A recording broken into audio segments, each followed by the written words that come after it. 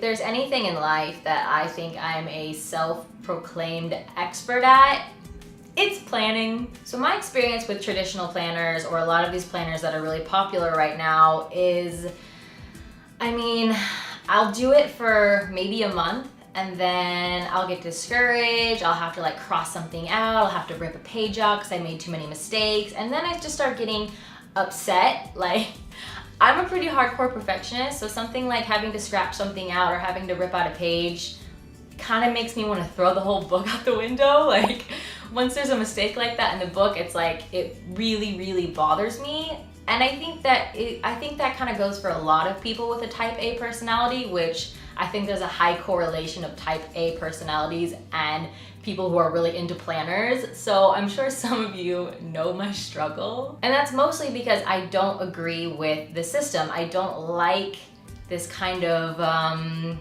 unforgiving system where once you plan something out with your little stickers or whatever, you can't really shift it around, you can't change it. So I came up with my own planning system that I think you guys will really like. It's super, super easy. Anyone can make this, but it does require a little bit of work. So if you're not an extreme planner, you probably won't want to put in this amount of effort into your planner. But if you are, then I think personally it's totally worth it, because this system is not only beautiful to look at, totally customizable, but completely flexible.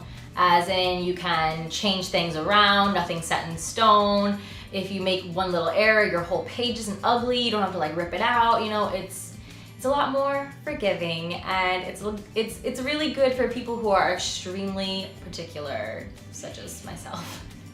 All right, so to start things off, I've opened up Photoshop and I have measured out my columns. So I measured these columns to be the exact size of the sticky notes that I'm using. I've also added in some little squares for the day of the week and dates. Now zooming in a little bit, I'm going to divide up my column into different goal categories. Now you can keep this column completely blank and, you know, put your little sticky notes for however you want, but Mama's a little crazy and I like to break it down even more. So for my categories, I have Empire, which is currently my biggest career goal that I haven't shared with you all yet, but something I've been working on. Then Online, which is what I do here, Writing, because yes, I'm writing a book, and Other. Now that that's all done, we're gonna throw in a few of these little brackets just for labeling purposes. Now to print. So I'm just loading up my printer with some nice, thick, glossy paper. I love using this kind of paper because I am handling this sheet all week, so I want it to be durable, I want it to last, and I just think it looks really pretty. So going through my printer settings and just making sure that everything is set for my kind of paper, the right sizing, and all of that. There it is. That's it. And that's it. Look at that. Beautiful. Now I'm taking some of my favorite gold washi tape and we're going to label the top of the page.